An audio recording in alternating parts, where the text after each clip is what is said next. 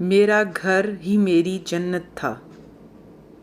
نوکری کے جاتے ہی میں نے سب کچھ کھو دیا، دوست، شوق، سب کچھ، اور سب سے بڑھ کر اپنا آپ۔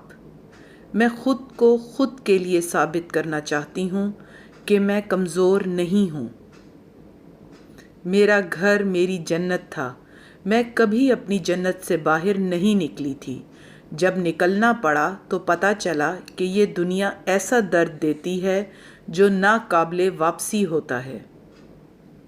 مجھے قابل بننا ہے تاکہ قبول کی جا سکوں۔